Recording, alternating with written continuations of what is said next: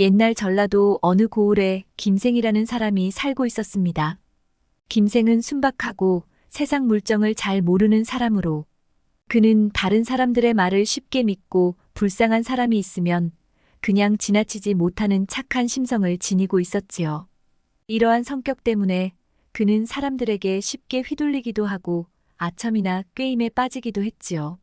그는 일찍이 무과초시에 급제했으나 지방이다 보니 더 큰 뜻을 품고 넓은 곳으로 가고 싶었습니다. 집안이 넉넉하여 한양에 가서 벼슬 한 자리쯤은 쉽게 얻을 수 있겠다고 생각했지요. 그리하여 해마다 살찐 말을 타고 다른 말에는 짐을 가득 싣고 한양으로 올라와서는 권문세가와 친분을 맺고 부잣집과 교류하면서 벼슬길에 오를 수 있는 기회를 엿보고 있었습니다. 허구헌 날 김생은 한양의 기생집에서 선비들과 술자리를 마련했습니다. 술상이 풍성하게 차려지자 선비들은 한 목소리로 김생을 칭송하기 시작했어요. 김생 자네 덕에 많은 선비들과 교류할 수 있는 자리를 갖게 되어 기쁘구먼. 우리가 어찌 은혜를 잊을 수 있겠는가?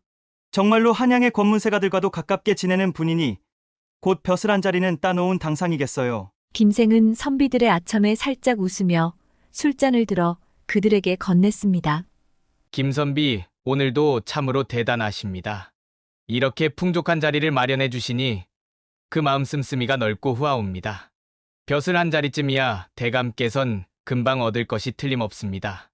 그렇지요. 김선비께서는 곧 한양에서 높은 벼슬을 하실 테니 우리도 대감 덕분에 큰 혜택을 입을 수 있겠지요? 아이고, 저는 여러 선비님들만 믿겠습니다. 한선아리께 제 이야기 좀 잘 말씀드려 주세요. 그럼요, 여부가 있겠습니까? 김선비를 추천드리지 않으면 누굴 추천합니까? 그들의 관심은 오직 김생의 돈에 있었을 뿐이었지요. 김생이 쓰는 돈이 많을수록 그들은 더 자주 그를 찾아와 아부하며 술을 청했습니다. 김선비께서는 분명 벼슬에 오를 것입니다. 맞습니다. 김선비께서는 곧 그 뜻을 이루실 것이니 지금의 고생은 나중에 큰 보상이 될 것입니다. 우리 모두 그때가 오기를 기다리고 있지요. 수많은 사람과 닥치는 대로 만나고 다니는데 가진 돈을 물 쓰듯이 써가며 생활했어요. 그러다가 몇 번 안면이 있는 사람 중에는 김생을 이용해 술이며 밥이며 잔뜩 얻어먹거나 기생집에서 늘씬하게 벗겨먹는 이도 있었지요. 벼슬 자리를 소개해준다는 명목으로 돈을 뜯어가는 사람이 있는가 하면 간교한 사람을 만나 사기를 당하고 떠돌이들 패에 속아서 허송세월만 할 뿐 어떤 성과도 거두지 못하였던 것이지요. 4, 5년을 그렇게 생활하다 보니 재산은 거의 탕진하게 되었고 결국 정신을 차리고 고향으로 내려와서 얼마 남지 않은 농사를 지을 생각으로 귀향을 하자 집안 어른들과 동네 사람들이 김생을 비웃었습니다. 쯧쯧, 그 많던 재산을 탕진하고도 벼슬 한 자리 못 얻다니. 나 같으면 죽기 살기로 한양에서 뼈를 묻을 텐데 무슨 얼굴을 들고 그 꼴을 하고 내려온담. 그러게 말이에요. 한양 가서 남 좋은 일만 시켜주고 왔겠지 뭐. 흥청망청 술이나 퍼마시고 기생집에 가서 기생이나 끼고 놀다 왔나 보지. 동네 사람들은 김생만 보면 조롱하고 비웃고 하여 더 이상 부끄럽기도 하고 분통이 터져서 고향에서 살 수가 없었습니다. 김생은 남은 논밭을 모두 팔아 돈 수십 냥을 만들어 말에 싣고서 한양으로 다시 떠났어요. 벼슬 얻을 계획을 세우되 이번에도 벼슬을 얻지 못하면 주막집에서 늙어 죽을지언정 영원히 고향으로 돌아가지 않으리라 스스로 다짐했답니다. 충청도 초입에 다다르자 날이 저물어 주막까지 가려면 아직 멀었는데 갑자기 천둥과 번개가 치며 폭우가 쏟아져 빨리 비를 피할 곳을 찾다 보니 멀리 숲을 사이에 집 한 채가 보이는지라 말을 달려 그 집 앞으로 갔어요. 이보시오. 지나가는 나그네인데 잠시 비를 피할 수 있을지요? 비도 오고 날도 어두워지니 하룻밤 묵어갈 수 있겠습니까? 누추하지만 들어오시지요. 김생은 조촐하게 저녁을 얻어먹고 젖은 옷을 화롯불에 말리면서 짐을 정리하는 동안 주인과 이런저런 이야기를 나누었습니다. 밤이 늦어 비는 그치고 밖은 조용해졌어요. 그런데 갑자기 어디 먼 곳에서 여인이 슬피 우는 소리가 들렸습니다. 너무나 구슬프고 처절한 통곡 소리에 김생은 주인에게 물었지요. 이게 어떤 여인의 통곡 소리인가요? 글쎄, 몇 년 전 근처에 몰락한 양반이 내려와 살기 시작했지요. 노부부에게 미혼의 아들딸이 있었는데 너무 가난해 남의 집 날품팔이를 해서 겨우 먹고 살고 있었습니다. 그런 와중에 며칠 전 갑자기 노부부가 돌림병으로 함께 죽고 아들 역시 따라 죽으니 딸 혼자만 남게 되었지요. 타지에 내려와 친척도 없고 재산도 없으니 시신 세 구를 아직 염을 하지도 못했습니다. 그래서 딸이 통곡하면서 저리 슬프게 울고 있답니다. 그 말을 들은 김생은 측은한 마음에 잠을 이룰 수가 없었습니다. 김생은 날이 밝아오기를 기다렸다가 그 여인네 집을 찾아갔어요. 계십니까? 이렇게 누추한 집에 누가 찾아오셨습니까? 처녀가 나왔는데 김생이 보니 굶주림에 시달렸는지 초췌한 모습을 하고 슬픈 일을 거듭 치르는 바람에 쑥대머리에 얼굴에는 때가 새까맣게 묻어있고 옷은 제 몸을 다 가릴 수 없을 정도로 남루하였지만 조금만 가꾸면 수려하고 고상한 자태를 감출 수 없었습니다. 김생은 여인을 마주하자마자 그 처절하고 고된 삶의 흔적이 고스란히 드러나는 모습을 보고 마음이 아파왔어요. 여인은 다가온 김생을 경계하듯 한 발 뒤로 물러서며 그를 쳐다보았어요. 그녀의 눈은 깊은 슬픔과 고통으로 가득 차 있었고 마치 눈물마저 메말라 더는 흘릴 수 없는 지경에 이른 듯했어요. 어젯밤 구슬프게 울던 여인이 바로 처자였소? 김생의 부드러운 질문에 여인은 잠시 입술을 깨물며 고개를 끄덕였어요. 목이 메어서인지 입을 떼는 것조차 힘겨운 듯 보였지요. 그녀는 애써 떨리는 목소리로 대답했습니다. 예, 제가 맞습니다. 어르신께서 왜 여기에 찾아오셨는지는 모르겠으나 저 같은 비천한 여인네에게는 더는 물으실 것도 없습니다. 그저 고통스러운 하루하루를 견디며 부모님과 오라버니를 떠나보낸 이 슬픔을 어떻게든 이겨내고 있을 뿐입니다. 김생은 조용히 고개를 저었어요. 그는 여인의 초췌하고 말라붙은 입술, 떨리는 손끝, 그리고 비통한 눈빛을 보며 더 이상 무슨 말을 해야 할지 몰랐습니다. 대신 여인을 바라보며 한 발자국 다가섰지요. 처자의 사연을 듣고 내 마음이 너무도 무거워 그냥 지나칠 수가 없었소. 이 비참한 상황을 어찌 그대로 두고만 볼 수 있겠소. 일이 된 이상 내가 처자를 돕고 싶소. 여인은 그의 말을 듣고 눈을 깜빡였습니다. 그녀는 마치 그 말이 자신에게 하는 말이 아닌 듯한 표정을 지었어요. 그런 후 작게 입을 열었지요. 저를 돕는다고 하셨습니까? 어르신, 제가 이 지경에 이르기까지 얼마나 많은 사람들에게 애원하고 도움을 청했는지 아십니까? 그러나 아무도 저를 돕지 않았습니다. 오히려 저희 집안이 몰락했을 때 친척들은 등을 돌렸고 마을 사람들은 손가락질하며 조롱만 했습니다. 제 손으로 부모님과 오라버니의 시신을 거두지도 못한 채 이처럼 외롭게 울기만 해야 했습니다. 그녀의 목소리는 점점 가늘어지며 금방이라도 끊어질 듯 했습니다.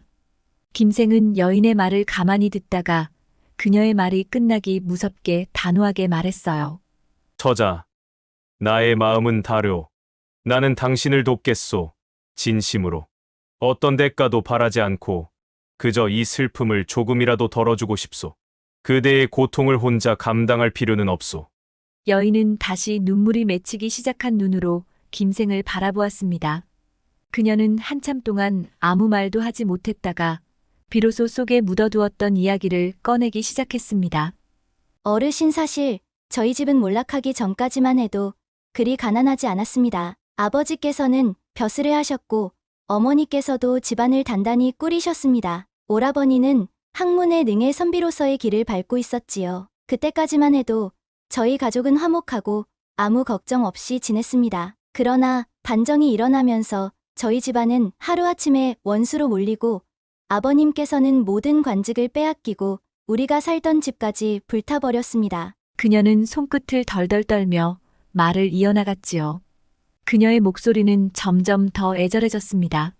집을 잃고 이곳으로 내려와 남의 집 품을 팔아 겨우 먹고 살아야 했어요. 날품팔이조차 구하지 못한 날이면 저희 가족은 찬밥 한 그릇으로 한 끼를 때우며 허기를 달래야 했지요. 그러던 와중에 아버님과 어머님께서 돌림병에 걸리셨고 저는 그저 그분들을 지켜보는 것밖에는 할 수 있는 게 없었습니다. 오라버니께서도 부모님을 간호하시다가 병이 옮아 함께 돌아가시고 말았습니다. 여인은 주저앉으며 얼굴을 두 손으로 감쌌습니다. 그녀의 몸은 고목처럼 메마른 나무가 흔들리듯 떨리고 있었어요.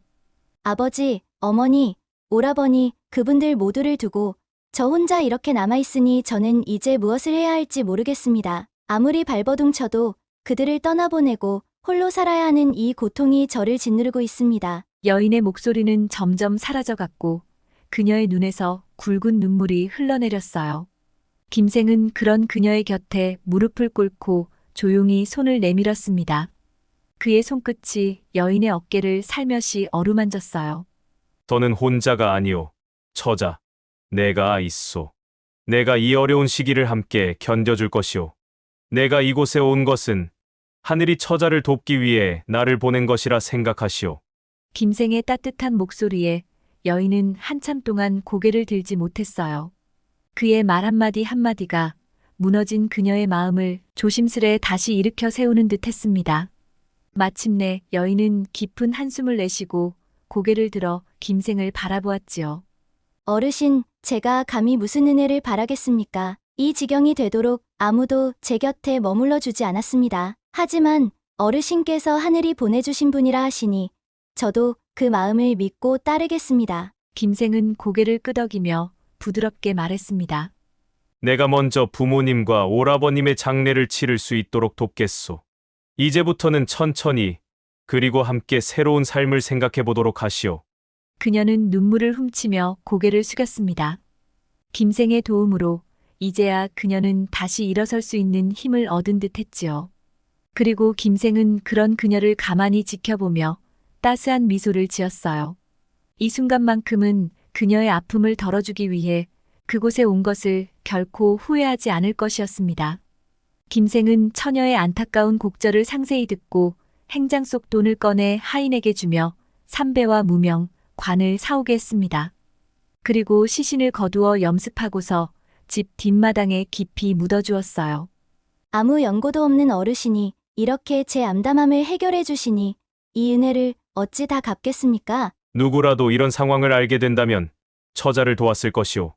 걱정하지 마시고 부모님과 오라비를 잘 모셨으니 처자가 살아갈 방도를 구하시오. 그리고 처녀에게 묻기를 가까운 친척이 있습니까? 제 외가가 영남에 있사온데 처녀 혼자의 몸으로 그곳까지 가기에는 너무 먼 거리입니다. 오늘 대인의 은덕을 입어 부모님의 시신을 처리하게 되었으니 소인의 한을 풀었습니다. 다른 무슨 소원이 있겠습니까? 죽는 일 이외에 다른 길은 없겠지요. 처녀의 죽는다는 말에 깜짝 놀란 김생이 말했습니다. 그렇지 않소이다. 앞길이 창창한 젊은 여인이 죽다니요. 내가 가마와 말을 빌려서 영남 외가로 보내드릴 테니 염려하지 마십시오. 이 은혜를 어찌 갚겠습니까? 처녀는 김생의 호의에 감사할 따름이었지요. 김생은 하인을 시켜 가마를 사고 떠날 준비를 했습니다. 처녀는 가마에 태우고 김생은 가마를 따라 걸어서 영남까지 가게 되었습니다. 저 때문에 어른께서 고생하시니 몸둘 바를 모르겠습니다. 아닙니다. 처자가 아직 어리니 걱정하지 말고 편하게 가시지요. 그렇게 몇 날이 걸려 처녀의 영남 외갓집에 도착하게 되었어요. 처녀의 외가에 함께 도착한 김생은 그동안의 일을 자세히 이야기해주고 처녀를 그 집에서 살게 하였습니다. 처녀의 가족 장례를 치러주고 영남까지 데려다 주느라 돈을 많이 쓴 김생은 말을 팔고 걸어서 산 넘고 물을 건너 고생 또 고생하여 한양에 도착했습니다. 김생이 태어나 처음으로 이런 고생을 하였어요. 한양에 아는 사람들을 찾아다니니 그의 빈궁한 몰골을 보고 모두 냉대하여 누구 하나 김생을 위해 벼슬을 주선해줄 사람이 없었습니다. 김생은 초시에 급제는 했었으나 활 쏘는 재주도 부족하여 특별 채용 시험도 거론할 수 없는 처지였어요. 한양에는 그를 이끌어줄 연줄도 없으니 관직의 후보자로 추천하는 일도 기대하기 어려웠지요. 다만 사람들을 따라 병조 판서에게 명함만 내밀고 한 차례 사정을 아뢰어 부탁하고 돌아온 것이 전부였습니다. 그 당시 선비들이 병조 판서의 줄을 대어 관직에 나가는 일이 있어 김생도 어쩔 수 없이 비슷한 길을 걷고자 했습니다. 그러나 뜻대로 되지 않자 그는 더욱더 좌절감에 빠지게 되었답니다. 그렇게 별 소득 없이 또 3년이 흘렀어요. 조금 남아있던 여비도 바닥이 난 지 오래되었고 그나마 하인이 벌어오는 하루 품삯으로 근근히 끼니를 이어갔고 잠자는 것은 여러 해 동안 여관 주인과의 의리를 내세워 외상으로 잘 수 있었지만 의복은 얻어 입을 수 없는 처지라서 남루하기 짝이 없었습니다. 고향으로 다시 돌아가고 싶어도 돌아갈 면목도 없고 노잣돈 마련도 어려워 내려갈 수도 없는 처지였지요. 진퇴양난이 따로 없었습니다. 누각에 올랐는데 누가 사다리를 치워버린 꼴이 되어 헤어나올 도리가 없었습니다. 그래도 방법이 있다면 병조판서를 다시 만나 사정을 더해보는 수밖에 없었지요. 하지만 병조판서는 무슨 사정인지 명함조차도 받질 않으니 그나마도 방법이 없었습니다. 때마침 소문에 병조판서 아버지 동지공이 8순이 넘었지만 기력이 왕성하여 뒤 사랑채에 거처한다는 말을 들었습니다. 김생은 국리 끝에 동지공을 교제할 계획을 세웠어요. 하지만 대감댁의 문턱은 높고도 높았습니다. 하인들이 엄하게 대문을 지키고 있었으며 쉽게 마음대로 들어갈 수 없었답니다. 김생은 곰곰이 생각하다가 날이 어두워지기를 기다렸어요.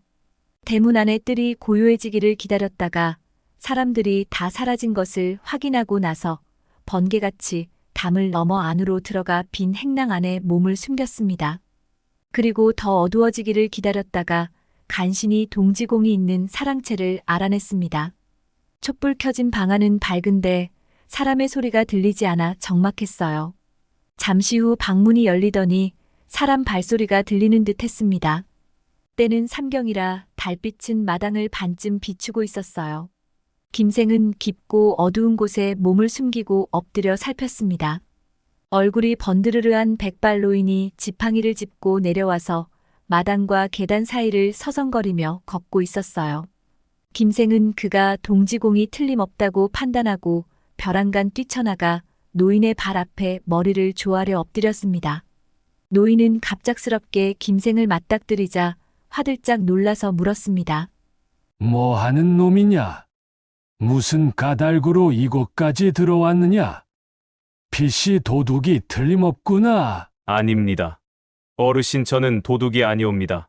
병조판서 대감을 만나러 왔지만 뵙지를 못하고 몇 날 며칠을 서성이다가 동지공이 계시다는 말씀을 듣고 혹시 동지공께 제 사정을 말씀드리면 병조판서 대감께 연이라도 닿을까 이렇게 무례를 무릅쓰고 담을 넘어왔습니다. 사랑채에서 늘 적적했던 동지공은 말했습니다. 그래, 그러면 어디서 사는 누구인지 말이라도 들어보자꾸나. 그러자 김생은 자신을 소개했지요. 소인은 전라도 사는 김생이라 하옵니다. 일찍이 무과 초시에 급제하였으나 아직 벼슬길에 오르지 못해 적은 녹봉마저도 받지 못하고 한양을 오가느라 재물만 탕진하였습니다. 부모를 섬기고 처자식을 보살피는 것도 뜻대로 되지 않았지요. 고향을 등지고 부모 곁을 떠난 지 벌써 몇 해가 지났습니다. 고향으로 돌아가고 싶은 마음 간절하지만 노잣돈을 마련할 길조차 없어 객점에서 빌어먹고 있으니 그 어렵고 고달픈 사연을 어찌 다 말할 수 있겠습니까? 참 안 되었구먼. 그래, 그 고초가 어련하겠는가. 동지공이 김생의 어려운 사정을 들어주자 김생은 신이 나서 이참에 병조판서에게 말이라도 넣어줄까 싶어 계속 말을 이어갔습니다. 가만히 들어보니 병조판서 대감이 자리에 오르신 뒤로 공정하고 바른 원칙을 세워 누명을 써서 억울하거나 오래도록 벼슬이 오르지 않은 사람들을 모두 구제해 주셨다는 말씀을 듣고 소인도 일단 사정이라도 하소연해 보려 했습니다만 어찌된 일인지 병조판서 대감께서 사람들을 만나주시지 않으니 뵙고 말씀드릴 방도가 없어 사정이 절박한지라 1000번 죽어 마땅한 잘못을 저질렀습니다. 감히 월담을 하게 되어 어르신의 심기를 불편하게 하는 죄를 지었나이다.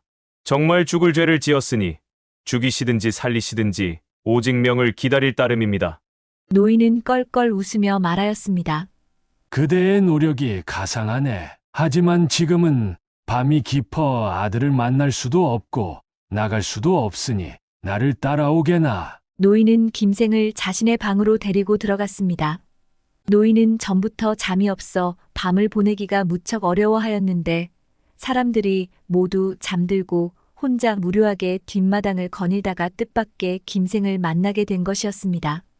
노인은 김생의 내력과 가문에 관해 물어보았고 한바탕 이야기가 끝나자 자신이 준비해 두었던 술과 안주를 대접했습니다. 그렇게 이야기를 주고받으며 술을 마시다 보니 어느새 날이 밝아왔고 김생은 노인에게 인사를 하고 물러나려 말했어요. 소인이 종종 와서 모시고 이야기라도 하고 싶지만 출입이 무척 어려워 제 마음처럼 할 수는 없을 것 같습니다. 그러자 노인이 말했지요. 왜 벌써 나가려 하는가?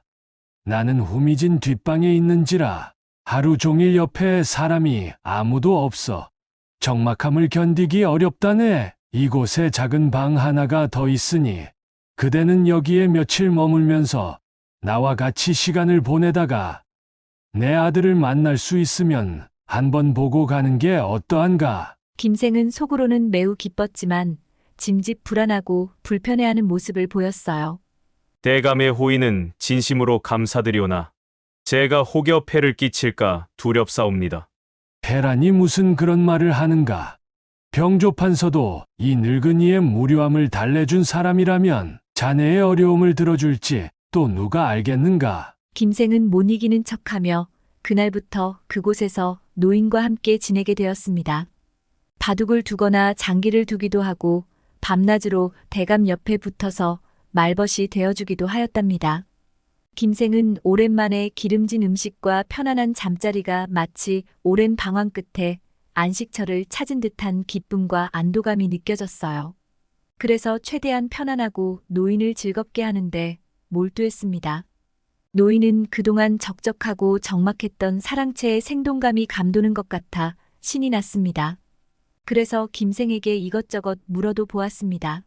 자네는 한양과 지방 각지를 분주하게 다녔으니 필시 겪은 일도 많고 보고 들은 것도 많을 테지. 그 이야기를 한번 들어보고 싶네. 그래서 김생은 자기가 묵과에 급제하고 나서 벼슬을 얻고자 논밭을 팔아 한양에 와서 있었던 일 등을 일일이 자세하게 이야기해 주었지요.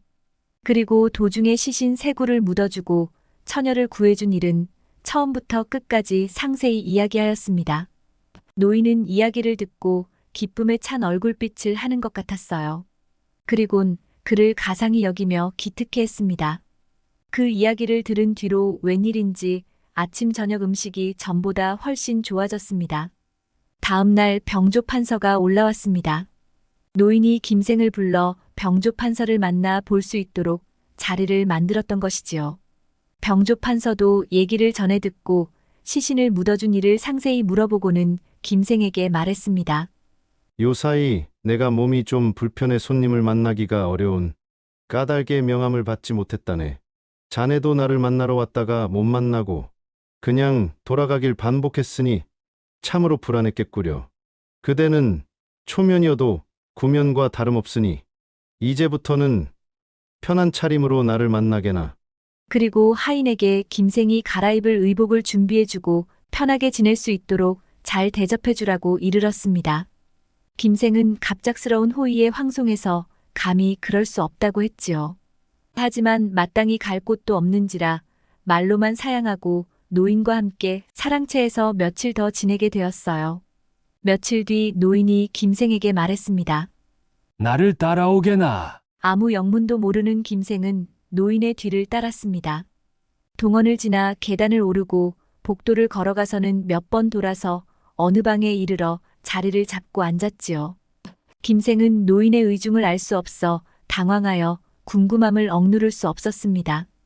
갑자기 여종이 문을 열고 말했어요. 주인마님이 나오십니다. 김생은 놀라움과 당혹감을 금치 못하였습니다. 황급히 일어나 뒤로 멈칫멈칫 물러나려 하니 노인이 말했어요. 놀라지 말고 편안히 앉아 있게나. 김생은 몹시 당황하였고 피할 수 있는 상황도 못 되었습니다.